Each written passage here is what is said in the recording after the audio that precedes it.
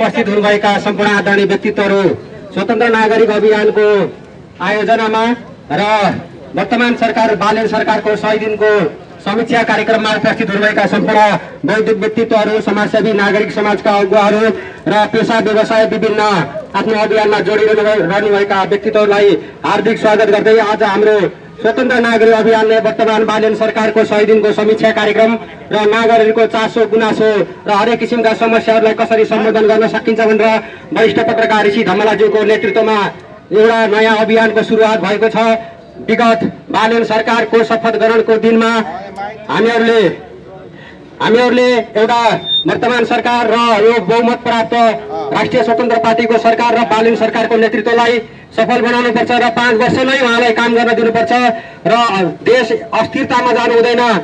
अस्थिरता धेरै वर्ष भइरह्यो र सरकार बन्ने र बिचमा फेरि भत्किने क्रम निरन्तर भइरहेको हुनाले बालेन सरकारलाई 5 वर्षमै पूर्ण रूपमा सहयोग गर्नुपर्छ र सरकारले कतै बाटो बिराउन लाग्यो भनेपछि त्यसलाई सचेतता गराउने र त्यसलाई घचघचाउने र खबरदारी गर्ने यस अभियानको मुख्य उद्देश्य रहेको छ र यस कार्यक्रमलाई औपचारिक रूपमा म सुरुवात गर्न चाहन्छु।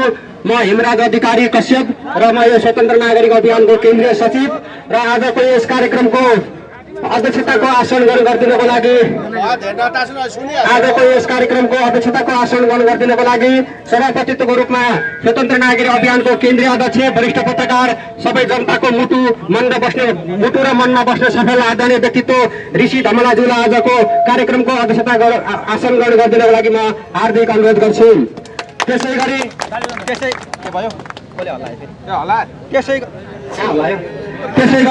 न्याय क्षेत्रमा लामो समयसम्म खटिरहनु भएको र हरेक नागरिकहरूलाई समस्या पर्दा, दुःख पर्दा र पीडा पर्दा र कुनै किसिमको पीडित हुँदाखेरि तपाईको चाहिँ उहाँले सहयोग साथ गर्नुभएको र नागरिकका समस्याहरूलाई प्रष्ट रूपमा राख्ने वक्ता आदरणीय व्यक्तित्व वरिष्ठ पत्रकार अधिवक्ता दिनेश त्रिपाठीज्यूलाई यस कार्यक्रमको विशिष्ट अतिथिको आसन ग्रहण गर्नको लागि वरिष्ठ व्यक्तित्व दिनेश त्रिपाठीज्यूलाई विशिष्ट अतिथिको आसन ग्रहण गर्न अनुरोध गर्छु। त्यसै गरी प्रशासन क्षेत्रमा रही लामो समय राष्ट्रलाई योगदान पुर्याउनु भएको आदरणीय व्यक्तित्व नारायण कोइरालाज्यूलाई पनि आजको कार्यक्रमको विशिष्ट अतिथिको रूपमा आसन गर्न अनुरोध गर्छु। त्यसै गरी नेपाल भनेको उद्योग धन्दा पेसा व्यवसाय रूपमा सफल भयो भनेपछि तपाईको रोजगार हुन्छ, रोजगार भयो भने कर बढ्छ र आफ्नो पेसा व्यवसाय क्षेत्रमा लामो समयसम्म योगदान पुर्याउनु भएको लुम्बिनी प्रदेश निवासी उद्योगवादी संघ अध्यक्ष रितेश शर्माज्यूलाई पनि आज कार्यक्रमको विशिष्ट अतिथिको रूपमा आसन गर्न चाहन्छु। त्यसै गरी राजनीतिक रूपमा आफ्नो आवाजहरू, आफ्नो भनाइहरू राख्दै सूचित गर्दै हरेक नागरिकलाई सूचित गर्ने आदरणीय व्यक्तित्व देवेश झा, राजनीतिक विश्लेषक देवेश झाज्यूलाई पनि आजको कार्यक्रमको विशिष्ट अतिथिको रूपमा आसन गर्न म हार्दिक अनुरोध गर्छु। त्यसै गरी हरेक नागरिकहरूको समस्या र हरेक नागरिकहरूलाई दुःख पीड पर्दाखेरि हरेक नागरिकहरूको आवाजलाई लिएर सिंहदरबारको ढोका पनि ढकढकाउनको लागि तयारी अवस्थामा रहने समाजसेवी आदरणीय व्यक्तित्व दीप पौडेलज्यूलाई पनि आजको कार्यक्रमको विशिष्ट अतिथिको आसन गराउन चाहन्छु र मैले अरू बाँकी अतिथिहरू कोही हुनुहुन्छ भने मलाई जानकारी दिनुहोला। र यसै गरी आजको यस कार्यक्रममा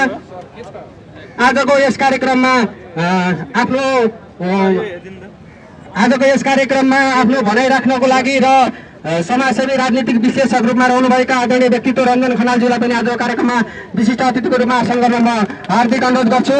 र आदरणीय साथीहरू, स्वतन्त्र नागरिक अभियान भनेको एउटा देशको गैर दलीय रूपमा रहेको र कुनै पनि राजनीतिक विचारधारा भन्दा देशमाथि हुनुपर्छ र हरेक नागरिकको आवाजहरूलाई प्रष्ट रूपमा राख्नुपर्छ र उहाँहरूको दुःख पीड पर्दाखेरि विगत लामो 35 वर्षदेखि पत्रकारिता क्षेत्रमा रहनुभएको आदरणीय व्यक्तित्व ऋषि धमलाज्यूको नेतृत्वमा स्वतन्त्र नागरिक अभियान अगाडि बढिरहेको छ। तपाईहरूलाई चासो हुन सक्छ स्वतन्त्र नागरिक अभियान भनेको के हो भन्ने कुराहरू तपाईलाई चासो हुन सक्छ। त्यसको लागि तपाईहरू प्रष्ट रूपमा के हुनुहुन्छ भने हामी राजनीतिक विचारभन्दा देश ठुलो हो र नागरिकभन्दा ठुलो शक्तिहरू कुनै पनि छैन, समयमा काम तत्काल परिणाम भन्ने अभियानका साथ स्वतन्त्र नागरिक अभियान अगाडि बढिरहेको छ। आजको यस कार्यक्रमलाई स्वागत मन्तव्यको रूपमा राखिदिनको लागि हाम्रा आदरणीय व्यक्तित्व दीप पौडेलज्यूलाई आफ्नो स्वागत मन्तव्य राखिदिनको लागि म हार्दिक अनुरोध गर्छु। धन्यवाद हेमराजी। यहाँपछि सम्पूर्ण पत्रकार मित्रहरू उपस्थित छ, महिला तथा स्वतन्त्र विशिष्ट अतिथिगण छ र आज यो स्वतन्त्र नागरिक समाजबाट आयोजना गरिएको यो बृहत समारोह जहाँ बालेन सरकारको 100 दिनको उपलक्ष्यमा भइरहेको समीक्षाको विषयमा जुन सबैले चासो लिएर आउनुभएको छ, यहाँ सबैलाई म यो अभियानको तर्फबाट नागरिक समाजको तर्फबाट म व्यक्तिगत तर्फबाट सबैलाई हार्दिक स्वागत गर्न चाहन्छु। र बालन सरकारको 100 दिन आज पुगेको छ। 100 दिनको दिनमा 100 दिनको समयमा सरकारले केही राम्रो कामहरूको थालनी गरेको छ भने केही विवादास्पद कुराहरू पनि भइरहेको सुनिएको छ। यसमा सम्पूर्ण सबैले आफ्नो मन्तव्य राख्नुहुनेछ भन्ने म गर्दै सबैलाई पुनः सहयोग गर्छु। धन्यवाद। धन्यवाद आदरणीय व्यक्तित्व।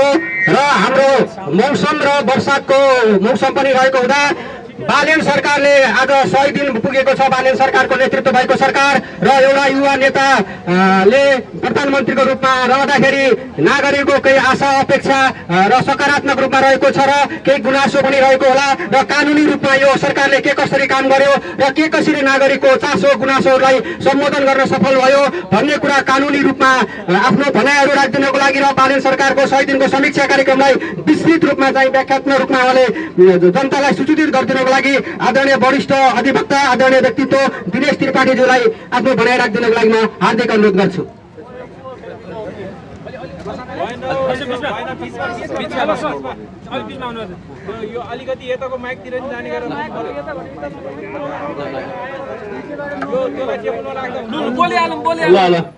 धन्यवाद ऋषि धमलाजी र सम्पूर्ण साथीहरू, पत्रकार बन्धुहरू, अरू सबै मित्रहरू र आज बालिन सरकारको बालिन एडमिनिस्ट्रेसनको 100 डेज पुरा भएको छ।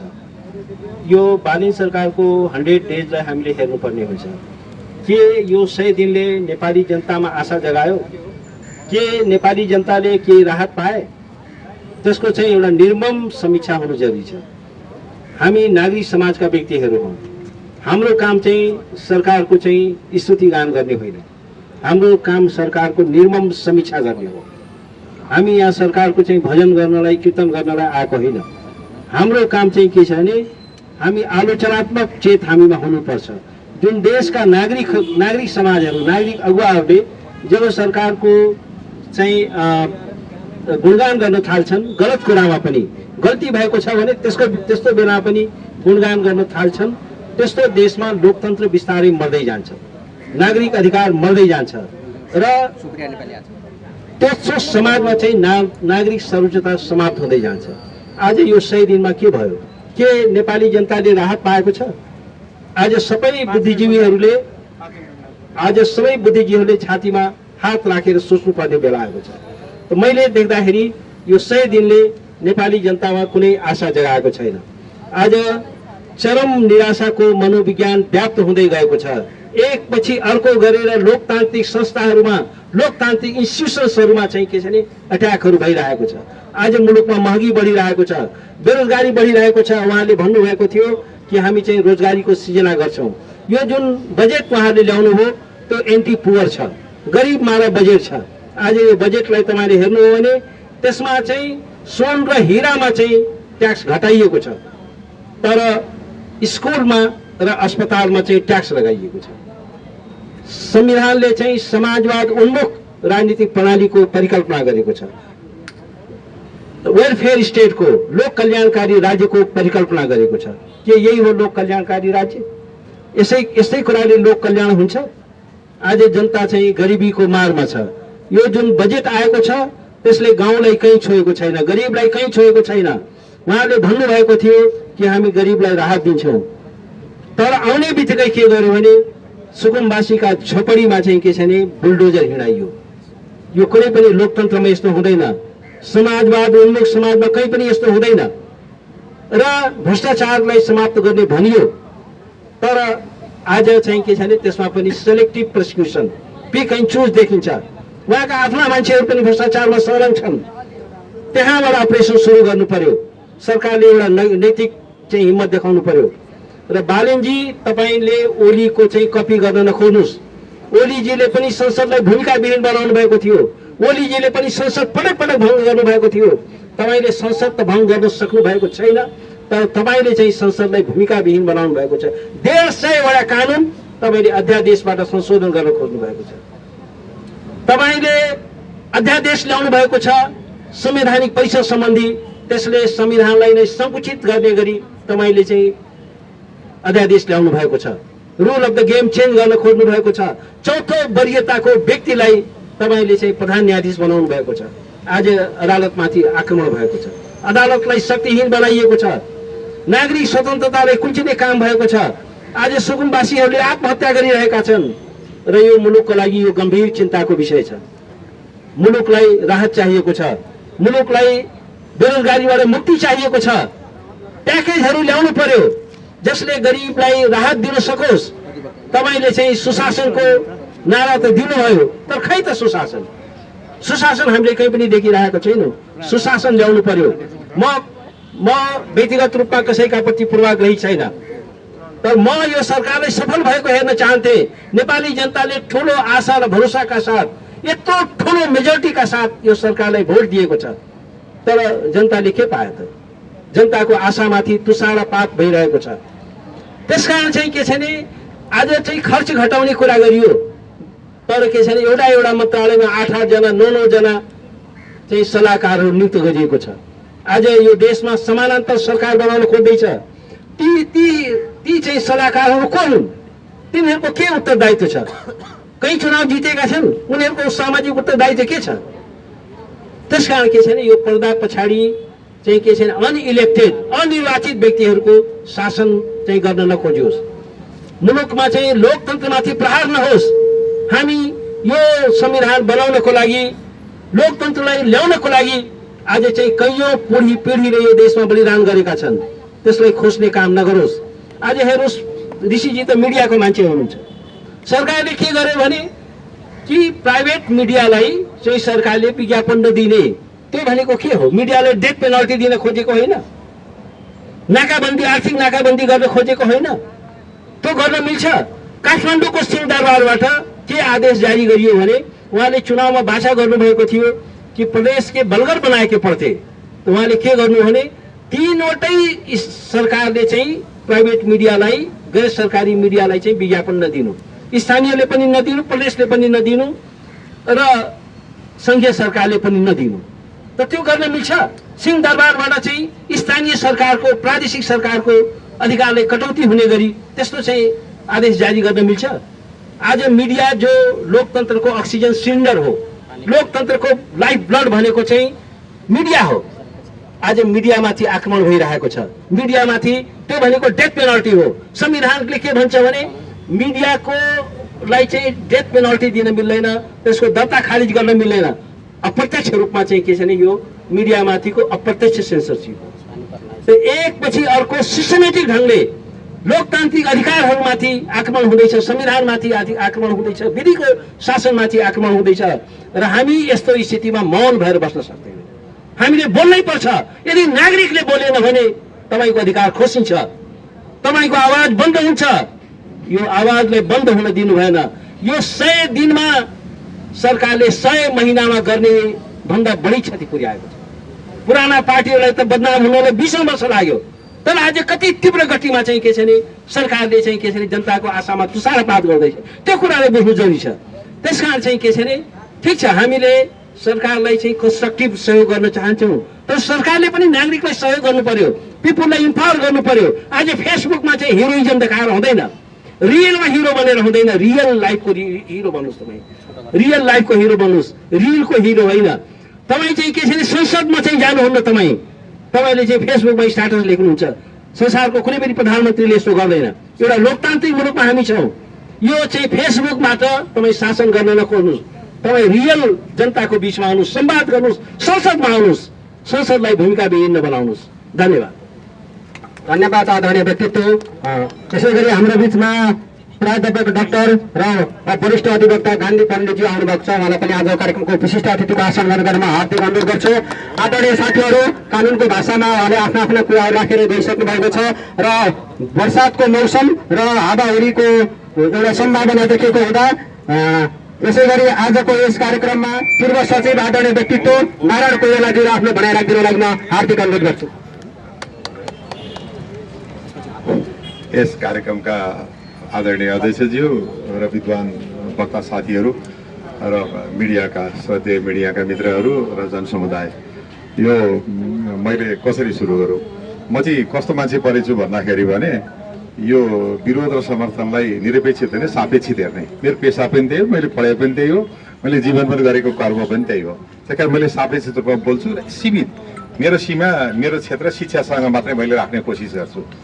मैले जति शिक्षाको कार्यक्रमहरू हेरेँ, शिक्षा मन्त्रीका प्रोग्रामहरू हेरेँ, यति भन्नुहुन्छ एउटा कुरो फेरि भन्छु है साथीहरूलाई, मेरो आजसम्म यो सरकार बनेदेखि न तपाईँको सरकारका कसैसँग भेट भएको छ, न यो घन्टी पार्टीका कसैसँग भेट भएको छ। मैले आफूले आएका मिडिया, आएका जानकारी, आएका इन्फर्मेसनका आधारमा केही चिजहरू भन्छु नितान्त प्राविधिक रूपमा। मैले शिक्षामा अत्यधिक सम्भावना देखेँ। म जो आफै 30 वर्षसम्म शिक्षामा काम गरेर आएँ, शिक्षाको एउटा तबकाको उच्च तहमा पुगेर म फर्किएँ। जो हामीले गर्न सकेका कामहरू पनि अहिले यो सरकारबाट हुन आँटेको देखेको छु। केही चिजहरू मैले अलिकति भन्छु। जस्तो उदाहरणको लागि म त त्यो उच्च माध्यमिक शिक्षा परिषदको सदस्य पनि भएँ, भिसी पनि भएँ। मैले पनि गर्न सकिनँ तपाईँको चाहिँ 44 दिनमा 12 क्लासको रिजल्ट। त्यो 44 दिनमा 12 क्लासको रिजल्ट यो सरकारले गर्यो। 29 दिनमा सम्भव जस्तो हामीलाई लाग्दैन थियो, कोसिस गर्दा हुँदो रहेछ। 29 दिनमा 10 क्लासको रिजल्ट गरेँ, पर्फेक्ट रिजल्ट गरेँ। मैले 12 को रिजल्टमा अलिकति विवाद आयो, त्यसमा हेरेँ मैले के डेटाहरू एनालिसिस गरेर हेरेँ। मिसिङ केस भनेको त्यो नेचुरल फेनोमेना हो, त्यो भइहाल्छ। केटाकेटीले लेख्दाखेरि कहिलेकाहीँ रेजिस्ट्रेसन नम्बर गलत लेख्छन्, कहिले के लेख्छन्, कहिले के लेख्छन्, त्यो मिसिङ भएर एउटा साइडमा गएर कर्नरमा गएर बस्छ। ती चिजहरू मात्रै देखिया हुन्, त्यसलाई टेक्निकल मान्छेहरूले सर्ट आउट गरिहाल्छन्। त्यसपछि मैले करिकुलमको अपडेटनेस, गभर्मेन्टको कमिटमेन्टहरू हेरेँ, छात्रवृत्तिको हेरेँ र अहिले सरस्वती हामीले हेर्दाखेरि तपाईँको 10.29-30% बजेट छुट्यायो। कम बजेट हो भन्छौँ नि, यो बजेट 20% राखेको भए पनि शिक्षा यस्तो क्षेत्र हो कि तपाईँले आज लगानी गर्नु भोलि इम्प्याक्ट, रिजल्ट, कन्सिक्वेन्सेसहरू देखिँदैन। यसको 10, 15, 20, 25 वर्ष लाग्छ। सरकारले जे इन्फ्रास्ट्रक्चर बनाउनु खोजेको छ, स्कुल म्यापिङ गर्छु भन्दैछ र के गर्छु भन्दा बफर जोन बनाउँछु भन्दैछ विद्यालय शिक्षामा। हायर एजुकेसनमा जसलाई हामी टर्सरी एजुकेसन भनेर भन्छौँ, त्यसलाई तपाईँको स्पेसलाइज गर्न खोजिरहेको छ उसले। युनिभर्सिटीहरूलाई डिम्ड युनिभर्सिटी बनाउनु खोजिरहेको छ। पूर्वाञ्चलमा रहेको युनिभर्सिटीलाई तपाईँको चाहिँ के अरे सुदूरपश्चिम जान नदिन लगाए त्यो खालको बााउन्ड्रीहरू बनाउनु खोजिरहेको छ। र सबभन्दा ठुलो कुरो लोकतन्त्रमा के रहेछ भने, मैले यो लोकतन्त्रको कुरो गर्दाखेरि शिक्षाभन्दा बाहिर होइन है, लोकतन्त्र, प्रजातन्त्र, गणतन्त्र हामीले जेसुकै नाम दिए पनि 3 चिज जरुरी रहेछ। त्यो 3 चिज के हो त भन्दाखेरि, एउटा तपाईँको एकाउन्टेबिलिटी, जवाफदेहिता, अर्को अनुशासन, अर्को डर, सिस्टमसँग डर, कानुनसँग डर, जिम्मेवारी नगर्ने कुरोसँग डर। तोकिएको जिम्मेवारी नगर्ने कुरोसँग जनता पनि डराउनु जरुरी छ, मिडिया पनि डराउनु जरुरी छ, कर्मचारी पनि डराउनु जरुरी छ। शिक्षक सङ्गठन हामीले छातीमा हात राखेर भनौँ, शिक्षक सङ्गठनको कारणले गर्दाखेरि तपाईँको चाहिँ सामुदायिक सेक्टरको चाहिँ के अरे एजुकेसन तपाईँको कोल्याप्सको बाटोमा गएको हो कि होइन। कतिपय तपाईँको विश्वविद्यालयका शिक्षकहरू, सरकारी विश्वविद्यालयका शिक्षकहरू उहाँ जागिर खानुहुन्छ तपाईँको पढाउँछु भन्ने कमिटमेन्ट गरेर, तर उहाँ पुरा जीवनमा एउटै मात्रै काम चाहनुहुन्न, पढाउने काम गर्न चाहनुहुन्न, खालि राजनीतिक नियुक्ति खोजेर हिँड्नुहुन्छ। उहाँ आएको पुरा जीवन 40 वर्ष कक्षा कोठामा दिन्छु भनेर, तर उहाँ कक्षा कोठामा 40 दिन पनि दिनुहुन्न। पढाउने कसले? सबै करारका शिक्षकले। यो चिजलाई फर्काएर फेरि टिचरहरूलाई क्लास रूपमा लान खोजिरहेछ।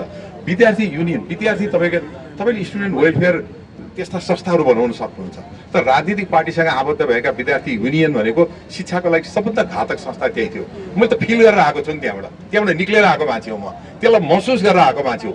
पुरा मेरो समय, म सदस्य त्यहाँको सचिव हुँदाखेरि, म त्यहाँको भिसी हुँदाखेरि मेरो तपाईँको 6 घन्टा 7 घन्टा शिक्षक सङ्घ सङ्गठन, कर्मचारी सङ्घ सङ्गठन, विद्यार्थी सङ्घ सङ्गठनसँग गफ गर्दै कुरा गर्दै डिल गर्दै जान्थ्यो।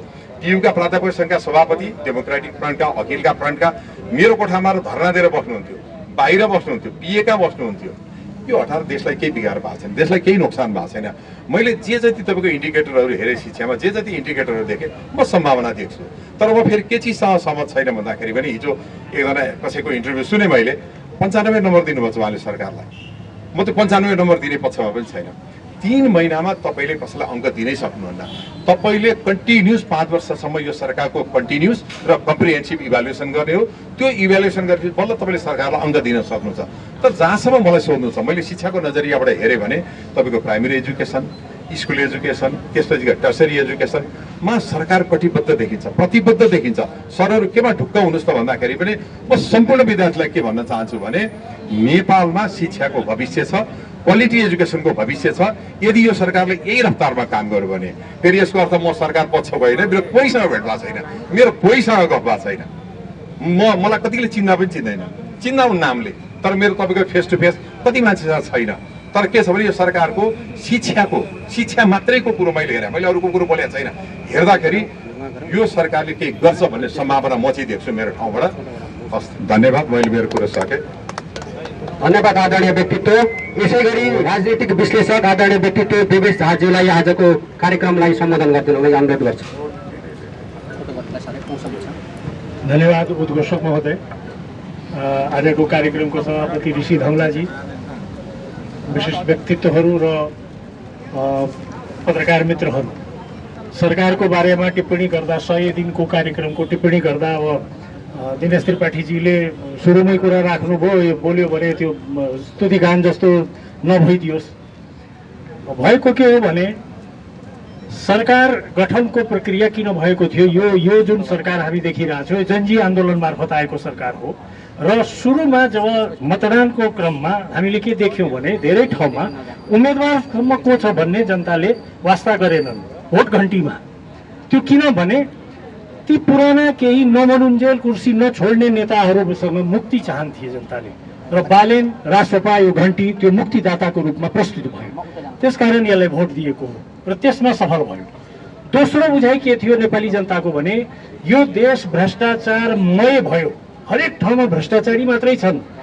सेटिङ, दलाली, बिचौलिया, संस्थागत भ्रष्टाचार यति भइसकेको छ कि अब यो साध्य छैन।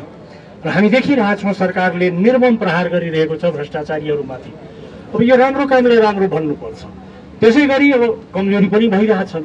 सुकुम्बासी बस्ती खाली गराइयो, सरकारी भूमि खाली गराइयो, ठिक हो, त्यसलाई अन्यथा लिनु हुँदैन, तर सुकुम्बासी व्यवस्थापन हुन सकेन। ड्राइभिङ लाइसेन्स पाउन 5 वर्षको रिन्युअल भएको लाइसेन्सको स्थिति के थियो भने रिन्युअल गरेको फेरि म्याद आइसक्थ्यो, त्यो चिट खल्तीमा भइरहन्थ्यो, लाइसेन्स नपाउने। त्यो दियो, राम्रो कुरा भयो। तर त्यो सँगसँगै अब सरकारमा बस्नेहरू, कार्यकारी प्रमुखहरूले एउटा विषय के बुझ्नुपर्छ भने प्रशासक होइन, आफै जनताका प्रतिनिधि हुन्। जनताको प्रतिनिधिको आवाज जनताले सुन्न पाउनुपर्छ, जनताले प्रत्यक्ष भेट्न पाउनुपर्छ। संवेदनशील ठाउँमा बसेर शब्दहरूको चयन संवेदनशील हुनुपर्छ। भइएन भने सीमा विवाद जस्तो विवादास्पद विषय आउँछ र आफू आफ्नो राष्ट्रियतामाथि शङ्का नगर्नको लागि आग्रह गर्नुपर्ने स्थिति आउँछ। संहिता बारेमा टिप्पणी गर्दा त्यसलाई प्रष्टीकरण दिनुपर्ने स्थिति आउँछ। त्यसकारणले सरकारको अहिले 100 दिनकै कुरालाई लिएर यो भर्खर हनीमुन पिरियड सकिएको छ। त्यसैले यसैलाई मानक मानेर यसलाई नम्बरिङ गर्ने स्थिति त छैन। सरकार सुरुवातमा जनताको इच्छा अनुसार नै चलेको छ। सुरुवाती काम यसको सकारात्मक छ, तर अबको कार्यक्रम, अबको गति यसको दैनिक जनजीविकासँग जोडिएको हुनुपर्छ, जसमा अपेक्षित रफ्तार लिन सकेको छैन। धन्यवाद।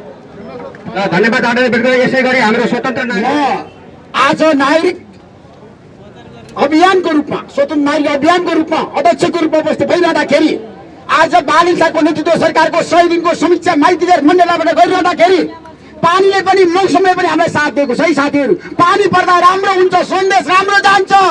बालिन शाहको नेतृत्व सरकारले राम्रो काम गर्नुपर्छ भन्ने हो जनताको चाहना हो। मौसमले पनि हामीलाई त्यही भनेको छ, बालिन शाहलाई मौसमले पनि साथ दिनुपर्छ। किन भन्दाखेरि सरकारले राम्रो काम गर्नुपर्छ। नागरिकहरू यतिखेर सेवा सुविधा चाहन्छन्। सुशासनमा यो सरकार सफल भएको छ। भ्रष्टाचारलाई कारबाही गर्न यो सरकारलाई हिम्मत गर्नुपर्छ। नागरिकहरूको आवाज हो, यो जनताको आवाज हो। भ्रष्टाचारीलाई तत्काल कारबाही गर्नुपर्छ। जोसुकै होस्, ठुल्ठुलो काण्डको अब पर्दाफास हुनुपर्छ। यो नागरिकहरूको माइतीघर मण्डलाको आवाज हो। यहीबाट सुरु भएको जनजीवी आन्दोलनको मर्म र भावना अनुसार यो सरकार अगाडि बढ्नुपर्छ। शहीदहरूको यो सरकारले सम्मान गर्नुपर्छ। शहीद परिवारलाई रोजगारी दिनुपर्छ र घाइतेहरूको उपचार गर्नुपर्छ। आज जनजीवीहरूको माग पुरा भएको छैन। साथीहरू, म तपाईँहरूलाई भन्न चाहन्छु, यो पानीले हामीलाई साथ दिन्छ। ढुक्क हुनुहोस्, पानी टर्यो, तपाईँ ढुक्क हुनुहोस्। माइतीघर मण्डलामा आज एउटा अभियान सुरु भएको छ, स्वतन्त्र नागरिक अभियान। यो अभियान देश र जनताको हितमा छ। यो अभियान आज युवाहरूको लागि छ। देशभरिका युवाहरूलाई अब हामीले कसरी रोजगारी दिने, स्वदेशमै कसरी राख्ने, बालेन शाहको 100 दिनको 100 बुँदाको कुरा गर्ने हो भने 1/3 काम यो सरकारले करिब गरेको छ। 1/3 काम गरेको छ। 100 बुँदामा मैले अध्ययन गरेको छु। शिक्षामा सुधार भएको छ, स्वास्थ्यमा सुधारको लागि प्रक्रिया सुरु भएको छ, पूर्वाधारमा सुधारको लागि प्रक्रिया सुरु भएको छ र कृषिमा पनि केही कामहरू यो सरकारले गर्न थालेको छ। र हाम्रो देशमा शिक्षामा, स्वास्थ्यमा, पूर्वाधारमा र प्रशासनिक क्षेत्र पनि यो सरकारले केही राम्रो काम सुरु गरेको छ, राम्रो काम सुरु गरेको छ। म भन्छु यो सरकारलाई हामीले साथ दिनुपर्छ, राष्ट्रिय सहमति कायम हुनुपर्छ, देशमा विकासको मोडल परिवर्तन हुनुपर्छ। अब त्यसै विकास हुँदैन। विकासको मोडल आजको दिनमा अहिलेको अवस्थामा देशमा प्रगति र उन्नति हुँदैन। आमूल परिवर्तन ड्रास्टिक चेन्ज हुनुपर्छ विकासको मोडलमा। राष्ट्रिय सहमति आजको आवश्यकता हो। संविधान संशोधनमा राष्ट्रिय सहमति हुनै पर्छ र प्रत्यक्ष निर्वाचित कार्यकारी देशले खोजेको छ स्वतन्त्र नागरिक अभियानको एजेन्डा हो। र स्थानीय तहमा आगामी निर्वाचनमा गैर दलीय उम्मेदवार यो हाम्रो माग हो। अब गैर दलीय उम्मेदवार चाहिन्छ स्थानीय तहमा। दलको प्रतिनिधिले काम गर्न सकेन। म देशभरि घुमेको छु, देशभरि स्थानीय सरकारको मैले समीक्षा गरेको छु। आगामी निर्वाचनमा गैर दलीय उम्मेदवार चाहिन्छ चाहिँदैन? चाहिन्छ। अब गैर दलीय उम्मेदवार स्थानीय तहमा देशभरि 753 सरकारमा गैर दलीय उम्मेदवार। राष्ट्रिय सभाको संख्या घटाउँ, प्रति सभाको संख्या घटाउँ। यो स्वतन्त्र नागरिक अभियानको माग हो। प्रदेशको संख्या घटाउँ, प्रदेशको सांसदको संख्या घटाउँ, मन्त्रीहरूको सांसदको संख्या घटाउँ। मुख्यमन्त्रीहरूको प्रभावकारिता देखेको छैन, प्रदेश सरकारले राम्रोसँग काम गरेको छैन। संहिताको बारेमा हामीले व्यापक रूपमा बहस सुरु गरौँ। संहिता चाहिन्छ भने संहिता अधिकार सम्पन्न हुनु पर्यो। सुधारिएको संहिता चाहियो, खोइ अधिकार, खोइ काम गर्न पाएको प्रदेश सरकारले। त्यसैले साथीहरू, स्वतन्त्र नागरिक अभियानको आजको यो अभियानले देशमा भ्रष्टाचारलाई कारबाही गर्न, सुशासनको लागि यो सरकारलाई सफल बनाउन हामी कम्मर कसेर लाग्छौँ। तपाईँ ढुक्क हुनुहोस्। पत्रकार साथीहरूलाई म आग्रह गर्न चाहन्छु, नआत्तिनुहोस्। पानी रहँदैछ, पानी रहँदैछ, ढुक्क हुनुहोस्। तपाईँहरू कहीँ नजानुहोस्। हामीले कार्यक्रम सुरु गर्दा पानी आयो, यो शुभ सङ्केत हो। यसले देशमा काम हुँदैछ। बालन शाह प्रधानमन्त्री बनेको दिन अनि पानी आएको थियो, 100 दिनको दिनमा पनि पानी आयो। त्यसैले विषयवस्तुमा हामी जान चाहन्छौँ। हामी आज वृक्षारोपण गर्न चाहन्छौँ। म अब लामो कुरा बोल्न चाहन्न, म केही समयपछि आफ्नो कुरा राखौँला। जय जनता, जय सरकार, सरकार राम्रो काम गर। कति अङ्क दिनुहुन्छ है? कति अङ्क सरकार? 100मा यो सरकारलाई 75 अङ्क दिने। 67 75 75 आफ्नो भनाइ राख्दिनु।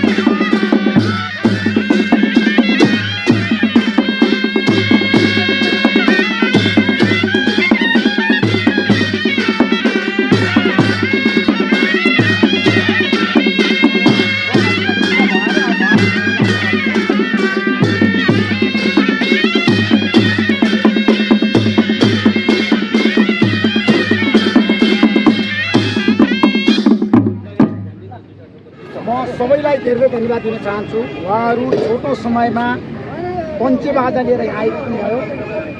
आजको स्वतन्त्र नागरिक अभियानमा उहाँहरू सहभागी हुनुभयो। हामीले पञ्चबाजालाई प्रोत्साहन गर्नुपर्छ, अगाडि बढाउनुपर्छ। यो पञ्चबाजाको पक्षमा म छु। हाम्रो दिदीबहिनीहरूले पञ्चबाजा बजाएर यो समाजलाई रूपान्तरण गर्नुभएको छ। पञ्चबाजामा हाम्रो दिदीबहिनीहरूले छ नि, गीत गाउँदाखेरि, बाजा बजाउँदाखेरि नौमती बाजा अरे, नौमती बाजा हो। नौमती बाजा पञ्चबाजामा गाउँहरूमा हाम्रो पुरानो लोक भाका हो, पञ्चबाजा हो। पुरानो भाषा पञ्चबाजा। त्यसैले नौमती बाजा, पञ्चबाजा, पुरानो बाजा नेपालीहरूको पहिचानको बाजा हो। नेपालीहरूले छ नि, विवाह गर्दा, वर्तमान गर्दा, विभिन्न राम्रो काम गर्दा, उत्सव गर्दा यही बाजा बजाउँछ। यसको ठुलो महत्त्व छ। त्यसैले आजको दिनमा म सबैलाई भन्न चाहन्छु, पञ्चबाजाको, नौमती बाजाको पक्षमा म उभिनेछु। यसलाई संस्थागत गर्न, दिदीबहिनीहरूको मागलाई पुरा गर्न र पञ्चबाजा, नौमती बाजा बजाएर हाम्रा देशका दिदीबहिनीहरू धेरै रोजगारी पाउनु भएको छ। अनि दादा सरकारले यो गुरुजीहरू ड्राइभरहरूमाथि 50,000 जरिवाना राखेको छ नि यसको बारेमा चाहिँ के के छ यसमा चाहिँ यो ट्राफिक 50,000 देखि 1 लाखसम्म यो अन्याय भएन होइन त्यो गलत हो किन यो भन्दाखेरि धेरै अन्याय भयो नि हाम्रो देशको ड्राइभरहरूको आर्थिक स्थिति एकदम कमजोर छ किन 20,000 देखि 25,000 भन्दा तलमा किन ड्राइभर भने उनीहरूले 1 लाख कहाँबाट ल्याउने नागरिकले काम गरेर पनि 50,000 पनि तलब पाउँदैनन् कहाँ पाउँछ? 25,000 20,000 तलब पाउँछ यसको चाहिँ के छ अब त्यसैले यो कानुन पुनर्विचार गर्नुपर्छ सहानी छोरछोरी पाल्ने कोठा बाल्दिने कि यसको लागि के यो कानुन पुनर्विचार गर्नुपर्छ म गृहमन्त्री सुदन भन्न चाहन्छु हामीले मजदुरहरूको पक्षमा कानुन बनाउने हो मजदुरहरूलाई छ नि लखेट्न कानुन ल्याउने होइन मजदुरहरूलाई त रोजगारी दिने कानुन ल्याउने हो मजदुरहरूको हक अधिकार स्थापित गर्ने कानुन ल्याउने हो मजदुरहरूको लागि कानुन ल्याउँदाखेरि मजदुरहरूसँग सल्लाह गर्नुपर्थ्यो छलफल गर्नुपर्थ्यो मजदुरहरू ड्राइभरहरूसँग छलफल नगरिकन 81 जुन कानुन ल्यायो गलत हो भनेपछि लापरवाही चलाउनेलाई पनि केही होइन लापरवाही चलाउनलाई कारबाही हुन्छ तर त्यही लापरवाहीलाई त अनि यो कानुन ल्याएको त एक दुईजना सही सलामत चलाएको त ल्याउँदैन सबैले गल्ती गर्छ भन्ने पनि छैन है सुन्नुहोस् है ड्राइभरहरूको बारेमा म मजदुरहरूको बारेमा किन छु भन्दाखेरि हाम्रो देशमा रोजगारी छैन धेरै मान्छेहरू विदेश गइरहेछन् धेरै मान्छेहरू गइरहेछन् है विदेश गइरहेछन् किन रोजगारीको लागि तर यी ड्राइभरहरू पनि भोलि विदेश गयो भने गाडी कसले चलाउने त्यसैले म सरकारलाई भन्न चाहन्छु एकपल्ट ड्राइभरहरूसँग बसेर छलफल गरेर मजदुरहरूसँग बसेर छलफल गरेर पुनर्विचार गर्नुपर्छ भने पुनर्विचार गर्नुपर्छ ड्राइभरहरूलाई विषयमा तपाईँले बालन सरकार सुदन गुरुङसँग सम्बन्धित गर्नु सक्नु म गर्छु म त सरकारलाई भनिराखेको छु राम्रो काम गर्दाखेरि साथ दिने तपाईँले पहिला स्टुडियोमा ल्याएर सरकार प्रमुखहरू सबैलाई नेताहरूलाई चाहिँ यस्ता सुझाव दिनुहुन्थ्यो उहाँहरूलाई जाडो जानुहुन्थ्यो के सबै गर्नुहुन्थ्यो तर तपाईँले अहिले चाहिँ त्यो गर्न सक्नुहुन्छ कि ठ्याक्कै धमलाजी जनताको पक्षमा गर्छ ठ्याक्कै बालन सरकारको 100 दिनलाई कसरी हेर्नु भएको छ ठ्याक्कै भनिदिनु मैले भनिसकेँ होइन फेरि भनिदिनु न म भर्खरै आएँ नि त सर तपाईँ भएर आउनु त्यही भएर यसो थोरै दिनु सबैको पछि पछि दौडेर अर्को पनि आउन सक्छ नि अहिले फेरि म त आउँछु नि त दिने हो नि त अर्को पनि दिइराख्ने हो धवलाजीले दिनु पर्यो नि त काम गरे जस्तो लाग्छ 100 दिनमा अब सरकारको बारेमा जनताले के भनिराखेका छन् त्यसैले स्वतन्त्र नारी अभियानले माइतीघर मन्ने लगाउने कार्यक्रम सुरु गर्यो मेरो भनाइ के छ भने जनताहरूको लागि यो सरकार बनेको हो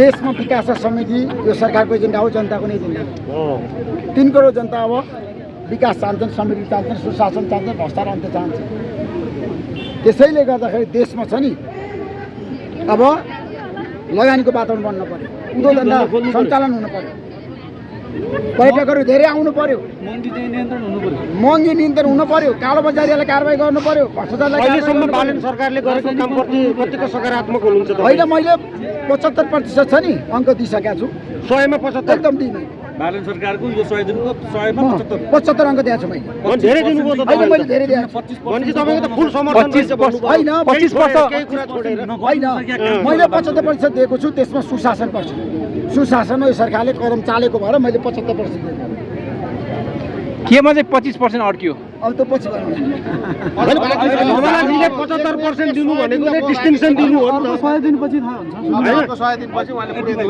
पुरै दिन हुन्छ साझा क्याम्पलाई चाहिँ बनाउने भन्ने कुरा छ के धेरैले विरोध गर्नु भएको छ तपाईँले के भन्नुहुन्छ यो त केही वर्ष पहिला फेरि ब्लू कलरमै रहेछ भन्ने पनि आइरहेको छ के हो कसरी हेर्नु भएको छ यसलाई भन्ने कुरा आएको साझा यातायात होइन साझा यातायातलाई सुचारू गर्नुपर्छ भन्ने पक्षमा म थिएँ सार्वजनिक यातायात आज जनताको चाहना हो जनताहरू छ नि सार्वजनिक यातायात छड्न चाहन्छन् तर सार्वजनिक यातायातमा जनताले समस्या भइराखेका छन् काठमाडौँ उपत्यकामा सरकारले सुविधा सम्पन्न सार्वजनिक यातायातहरू सुरु गर्नुपर्छ 100वटा बस चाहिन्छ होइन सार्वजनिक यातायात चाहिन्छ अब साझा बसलाई ब्लू बस बनाउँदाखेरि प्रश्नहरू उठेको छ म सरकारलाई भन्न चाहन्छु प्रधानमन्त्रीलाई भन्न चाहन्छु साझा बसलाई नै अगाडि बढाउँदाखेरि राम्रो हुन्छ अनि किनभने त्यो त्यसैलाई महिला मन्त्री बनाए पनि जनताको छ नि चाहना अनुसार काम गर्नुपर्छ जनताहरूले छ नि बस चढ्दाखेरि सेवा सुविधा पाउनुपर्छ त्यसैले अब साझालाई ब्लू बनायो भन्ने बारेमा व्यापक बहस भइरहेछ सरकारको ध्यान जाओस् सरकारले पुनर्विचार गर्ने हो कि अथवा सरकारले आफूले गरेको काम ठिक छ भने सरकारका मन्त्रीहरूले जस्टिफाई गर्नु। तपाईँलाई एउटा आरोप लाग्छ कि सर जस्तो बालन सरकार तपाईँले खुलेरै विरोध गर्न नसक्ने खास के छ त्यहाँभित्र? होइन, अहिले म सरकारको विरोध गर्ने बेला भएको छैन। उहाँले नराम्रो गरे पनि नराम्रो के गर्नु भन्नुहोस्? नेपालको यो सीमाबारे त्यो त मैले भने त भन्नुभयो त होइन, धेरै कुराहरूमा तपाईँले होइन होइन नेपालको सीमाको बारेमा भारतले नेपालको छ नि सीमा मिचेको छ भन्नेमा हाम्रो देशमा राष्ट्रिय सहमति भयो। भारतले नेपालको सीमा मिचा छ अनि राष्ट्रिय सहमति भएको छ नि, तर नेपालले भारतको सीमा मिचेको छैन।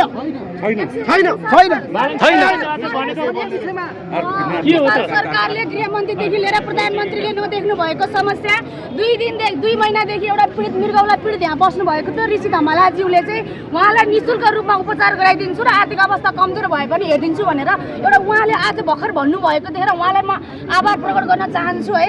उहाँले उहाँलाई चाहिँ 2 महिनादेखि रोडमा बस्नु भएको छ, गृहमन्त्री आएर अङ्गलो मार्नु भएको छ। गृहमन्त्रीको आफ्नो आमा हुनुहुन्थ्यो भने के उहाँले 2 महिनासम्म रोडा राख्नुहुन्थ्यो? उहाँले भन्नुभएको र प्रोसेस हुँदैछ भन्नुभयो अरे। मृगौला पीडितलाई मृगौला फेर्नको लागि त हामीले सम्झिनु मात्रै हो, यहाँ त प्रधानमन्त्री हुनुपर्छ अनि बल्ल मात्र 2-2पल्ट मृगौला फेर्न पाइन्छ। एउटा तर सर्वसाधारणले एउटा डायलिसिस गर्छु 2-3 लाख चाहिन्छ भन्दाखेरि गृहमन्त्री प्रोसेसमा हुनुहुन्छ अरे। उहाँको आमा हुनुभएको भए प्रोसेसमा हुनुहुन्थ्यो कि हुनुहुँदैन उहाँले जानुन्, तर उहाँले चाहिँ अहिले यतिखेर मैले सुन्नमा आएको छ उहाँको उपचार गराइदिन्छु र उहाँलाई आर्थिक अवस्था केही रकम सहयोग गर्छु भन्नुभएकोमा धन्यवाद गराउन चाहन्छु र गृहमन्त्रीलाई सरकारलाई यही मिडियाबाट ध्यान आकर्षण गराउन चाहन्छु। एउटा पीडित रोडमा 2 महिनादेखि जीवन र मृत्युसँग लडिरहेछ, तिमीहरू स्टोन मात्र गरिरहेछौ। तिमीहरूको स्टोन हेर्नको लागि हामी रोडमा बसेको होइन है, तिमीहरूको स्टोनले हामीलाई पुगिसक्यो, तिमीहरूको भाषणले हामीलाई पुगिसक्यो। तर एउटा पीडितले पनि जीवन र मृत्युसम्म म बाँच्छु कि भनेर 3 लाखको लागि 4 लाखको लागि आएर रुँदै बसिरहेछ। तिमीहरू आएर अङ्गालो मार्यो, क्यामेरामा भ्युज कमायो र गृहमन्त्रीलाई हेऱ्यो रे पीडितलाई हेऱ्यो रे भन्ने बनायो, तर समस्याको समाधान गरेनौ। के आमा मरेपछि समस्याको समाधान हुने हो? एउटा गरिब मर्नुपर्ने हो, त्यहाँमाथि एकल आमा हुनुहुन्छ, उहाँको बच्चा सानै छ, घर सम्पत्ति धितो राख्ने सम्पत्ति छैन। यस्तो समस्या कति छ? सरकारको ध्यान आकर्षण होस्, सरकारले नहेरेको ठाउँमा उहाँले हेर्नुभएकोमा धन्यवाद भन्न चाहन्छु। सरकारले यो माइती घरको पीडितको पक्षमा हुनु सबैका